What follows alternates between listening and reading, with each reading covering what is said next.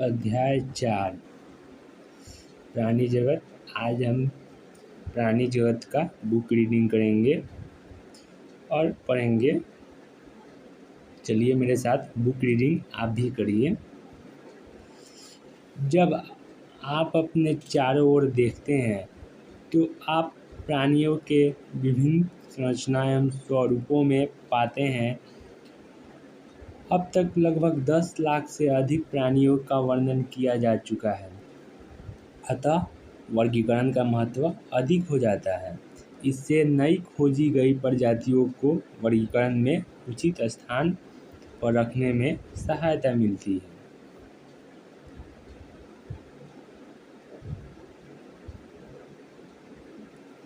वर्गीकरण का आधार 4.1 प्राणियों की संरचना एवं आकार में विभिन्नता होते हुए भी उनकी कोशिका व्यवस्था, शारीरिक सममिति, परगुहा की प्रकृति, पाचन तंत्र, परिसंचरण तंत्र एवं जनन तंत्र की रचना में कुछ आधारभूत समानताएं पाई जाती है। इन विशेषताओं को वर्गीकरण के आधार के रूप में प्रयुक्त किया गया है। इनमें से कुछ का वर्णन यहाँ किया गया है। अब है संगठन के स्तर, वही 4.1 के 1 में। यद्यपि प्राणी जगत के सभी सदस्य बहुकोशिक हैं, लेकिन सभी एक ही प्रकार की कोशिका के संगठन को प्रदर्शित नहीं करते। उदाहरण के लिए स्पंज में कोशिका बिखरे हुए समूहों में है, अर्थात वे कोशिकीय स्तर का संगठन दर्शाती है। कोशिकाओं के बीच श्रम का कुछ विभाजन होता है। सिलेंट्रेट कोशिकाओं की व्यवस्था अधिक होती है, उसमें कोशिकाएं अपना कार्य संगठित होकर ऊतक के रूप में करती है, इसलिए इसे ऊतक स्तर संगठन कहा जाता है। इससे उच्च स्तर का संगठन जो प्लेटीहेल्मिन्थेस के सदस्य तथा अन्य उच्च संघों में पाया जाता है, जिसमें ऊतक संगठित होकर अंग का निर्माण करता है और प्रत्येक अंग एक विशेष कार्य करता है। प्राणी में जैसे एनिलिड, आर्थ्रोपोड, मोलस्क, एकाइनोडर्म तथा रज्जुकी के अंग मिलकर तंत्र के रूप में शारीरिक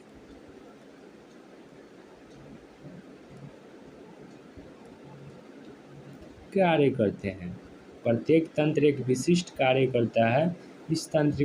इस तरह की संरचना अंग तंत्र के स्तर का संगठन कहा जाता है। विभिन्न प्राणी समूहों में अंग तंत्र विभिन्न प्रकार की जटिलताएं प्रदर्शित करते हैं। उदाहरण के लिए पाचन भी अपूर्ण एवं पूर्ण होता है। अपूर्ण पाचन तंत्र में एक ही बाह्य द्वार होता है जो मुख तथा गुदा दोनों का कार्य करता है, जैसे प्लेटीहेल्मिन्थेस। पूर्ण पाचन तंत्र में 2 बाह्य द्वार होते हैं, मुख्य तथा गुदा। इस प्रकार परिसंचरण तंत्र भी 2 प्रकार का है, खुला तथा बंद।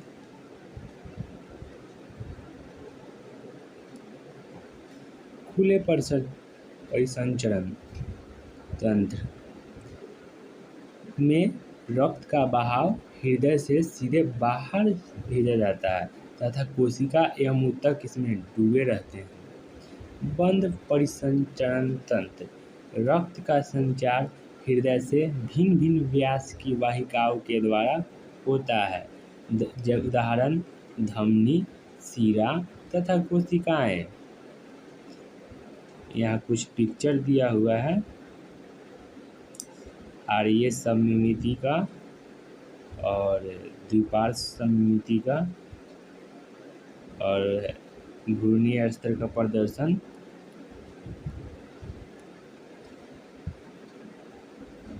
द्विकोणिकी और त्रिकोणिकी। आइए इसी के बारे में पढ़ेंगे हम।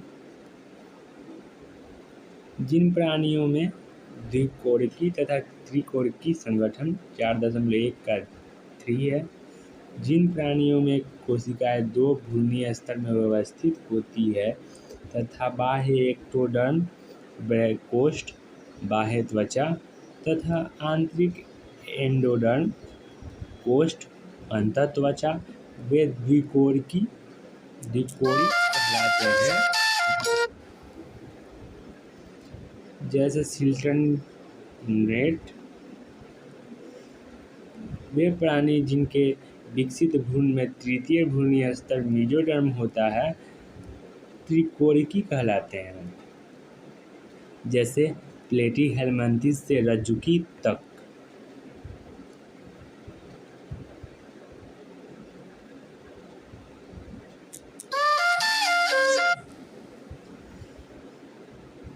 परगुहा या सीलोम, शरीर, भित्ति तथा आहार नाल के बीच में गुहा की उपस्थिति।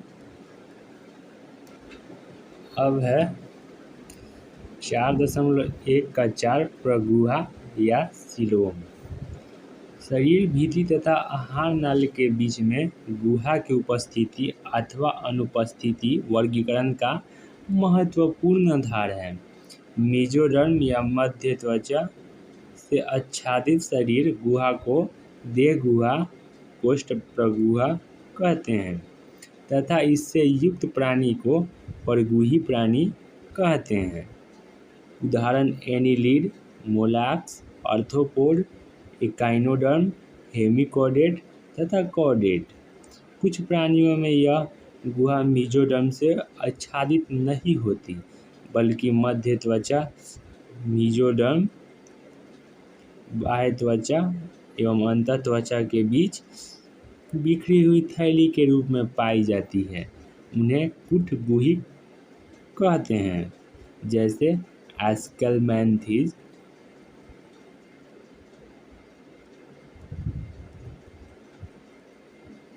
यहाँ कुछ पिक्चर दिया हुआ है। परगुही, कुटगुहिक, अगुहे का अनुप्रस्थ रेखाचित्र। पहले परगुही है जिसमें परगुहा है, फिर जिसमें कुटगुहिक है और अगुही का अनुप्रस्थ रेखाचित्र है। ठीक है।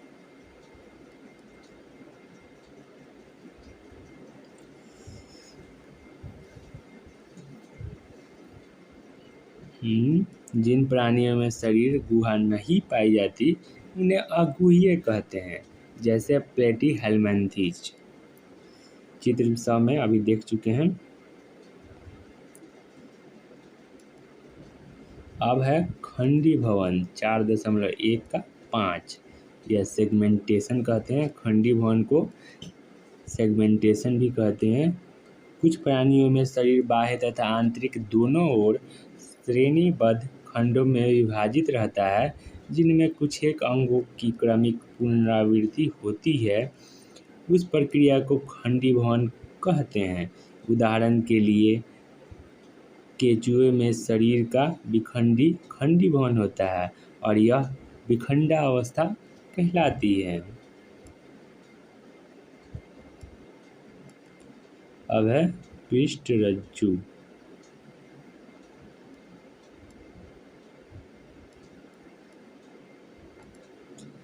पृष्ठरज्जु वही 4.1 शलाका रूपी पृष्ठरज्जु या नोटोकॉर्ड मध्य त्वचा कोष्ठ मेसोडर्म से उत्पन्न होती है, जो भ्रूणीय परिवर्धन विकास के समय पृष्ठ सतह में बनती होती है। पृष्ठरज्जु युक्त प्राणी को रज्जुकी कोष्ठ कॉर्डेट कहते हैं तथा पृष्ठरज्जु रहित प्राणी को अरज्जुकी नॉन कॉर्डेट कहते हैं। अब है वही 4.2 प्राणियों का वर्गीकरण। प्राणियों का विस्तृत वर्गीकरण उपर्युक्त वर्णित मौलिक लक्षणों के आधार पर किया गया है, जिसका वर्णन इस अध्याय के शेष भाग में किया गया है। अब है पॉरीफेरा 4.2 इस संघ के प्राणियों को सामान्यतः स्पंज कहते हैं। सामान्यतः लवणीय एवं असममिति होते हैं।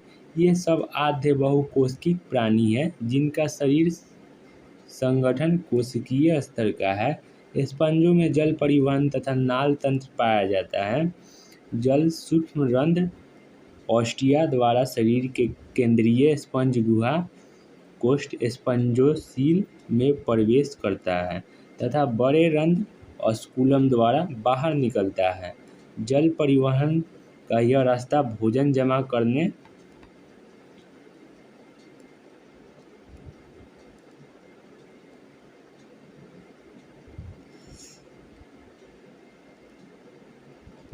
यहाँ श्वसन तथा अपशिष्ट पदार्थों को उत्सर्जित करने में सहायक होता है। कोएनोसाइट या कॉलर कोशिकाएं स्पंज गुहा तथा नाल तंत्र को स्तरित करती हैं। कोशिकाओं में पाचन होता है।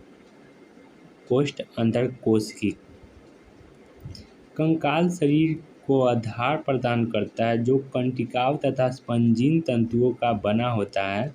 स्पंज प्राणी में नर तथा मादा पृथक नहीं होते, वे उभयलिंगी स्रायी होते हैं। अंडे तथा शुक्राणु दोनों एक द्वार ही बनाए जाते हैं। उनमें अलैंगिक जनन विखंडन द्वारा लैंगिक जनन युग्मकों द्वारा होता है। निषेचन आंतरिक होता है तथा परिवर्धन अप्रत्यक्ष होता है, जिसमें वयस्क से भिन्न आकृति की लार्वा अवस्था पाई जाती है। उदाहरण साइकन कोष्ठ साइफा स्पॉन्जिला कोष्ठ स्वच्छ जलीय स्पंज तथा यूस्पॉन्जिया कोष्ठ बॉथ स्पंज। यहाँ पिक्चर दिया हुआ है तीनों का। साइकन है, स्पॉन्जिया है और ये स्पॉन्जिला है। साइकन ये है और ये स्पॉन्जिया है। बहुत फिर यहाँ कुछ ऊपर कुछ दिया हुआ है, देख लेते हैं इसको भी। प्राणी जगत है, संगठन स्तर समिति है, प्रगुहा संघ है। तो चलिए देख लेते हैं। प्राणी जगत में एनिमिलिया कोष्ठ बहुकोशिक आता है। संगठन स्तर कोशिकीय स्तर जो पोरीफाइरा संघ में आता है। और एक और है उत्तक या अंग तंत्र संगठन के स्तर है, जिसके समिति दो भाग हैं, आर्य द्विपार्श्व। आर्य समिति का संघ है नाइडेरिया सिल्टनडेटा टिनोफेरा और द्विपार्श्व का भी इसमें प्रगुहा है, बिना गुहा का अगुह्य। और फिर एक है कूटगुह्य कोष्ठ कूटगुहा और फिर सत्य गुहा युक्त गुह्य। अगुह्य का संघ है प्लेटी हेलमंथिज, कूटगुह्य के स्क्ले हेलमंथिज और सत्य गुहा युक्त गुह्य का एनिलिडा आर्थ्रोपोडा मोलास्क के एकाइनोडर्म हेमिकोडेटा कोडेटा। यहाँ लिखा हुआ है एकाइनोडर्म में जीवन चक्र की अवस्था के अनुसार आर्य द्विपार्श्व समिति पाई जाती है। अब है सिलेंट्रेटा या नाइडेरिया। ये जलीय अधिकांशतः समुद्री स्थावर अथवा मुक्त तैरने वाले सममिति प्राणी हैं। नाइडेरिया नाम इनकी दंश कोशिका नाइटोब्लास्ट या निमेटोब्लास्ट से बना है। यह कोशिकाओं स्पर्शकों तथा शरीर में अन्य स्थानों पर पाई जाती है। दंश कोरक नाइडोब्लास्ट ब्रैकेट स्थिरक रक्षा तथा शिकार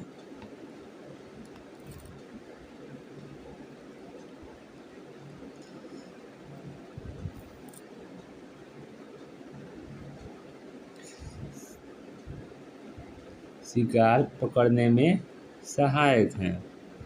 नाइडेरिया में उत्तक स्तर संगठन होता है और यह द्विकोशिकी होते हैं। इन प्राणियों में केंद्रकीय जठर संवहनी या गैस्ट्रोवेस्क्युलर गुहा पाई जाती है, जो अधोमुख या हाइपोएस्टोम पर स्थित मुख द्वारा खुलती है।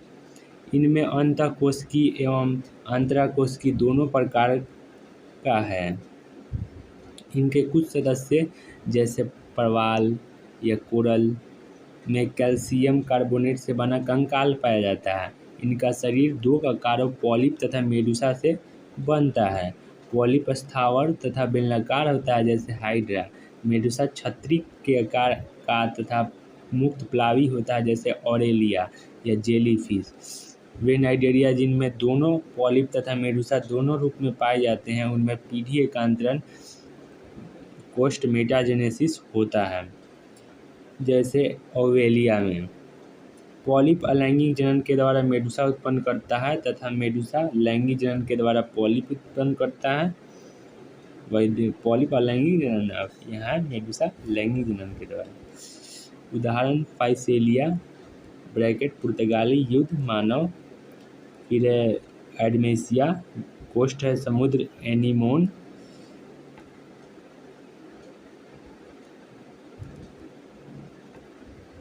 और फिर पेनिट्यूला है समुद्री पिच किसको कहते हैं, गोर्गोनिया समुद्री व्यंजन, गोर्गोनिया तक्ष, तथा मैंड्रीना इसको ब्रेन कोरल भी कहते हैं। कुछ यहाँ पिक्चर दिया हुआ है नाइडोब्लास्ट का आरेखीय दृश्य, और फिर यहाँ ऊपर भी है कुछ ऑरेलिया है और इसी को मेडुसा कहते हैं।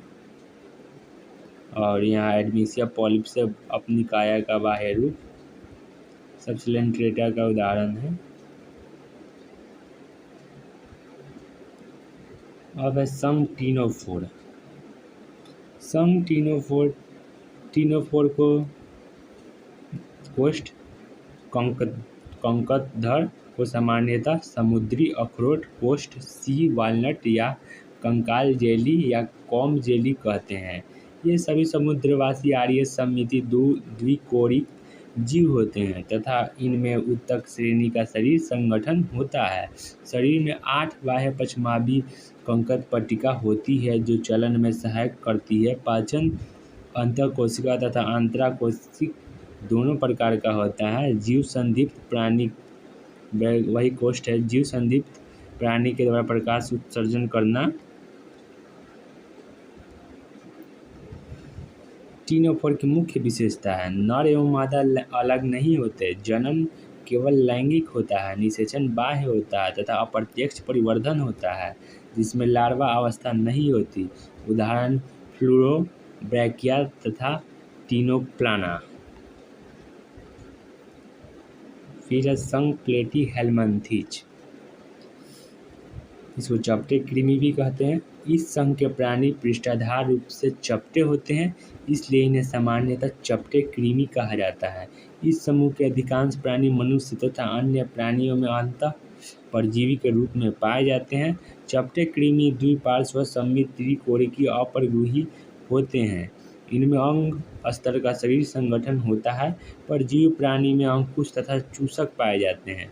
कुछ चपटे कृमि खाद्य पदार्थ को परपोषी से सीधे अपने शरीर की सतह से अवशोषित करते हैं।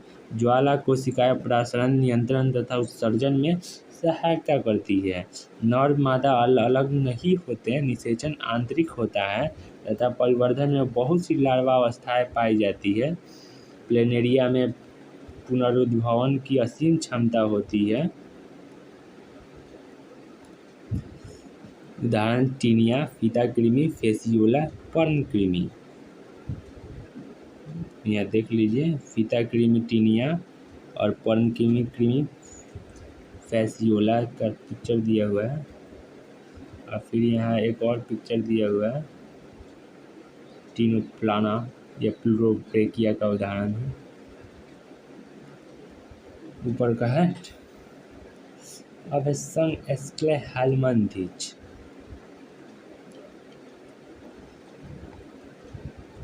गोल कृमि कहते हैं इसको। एस्क्लेहेलमंथिज प्राणी अनुप्रस्थ काट में गोलाकार होते हैं, अतः इन्हें गोल कृमि कहते हैं। ये मुक्त जीवी जलीय अथवा स्थलीय तथा पौधे एवं प्राणियों में परजीवी भी होते हैं। ये द्विपार्श्व सममिति त्रिकोणिकी तथा फुट परगुही प्राणी होते हैं। इनका शरीर संगठन अंग तंत्र नर एवं मादा है। एस्क्लेहेलमंथिज का उदाहरण गोल कृमि, ये पिक्चर दिया हुआ।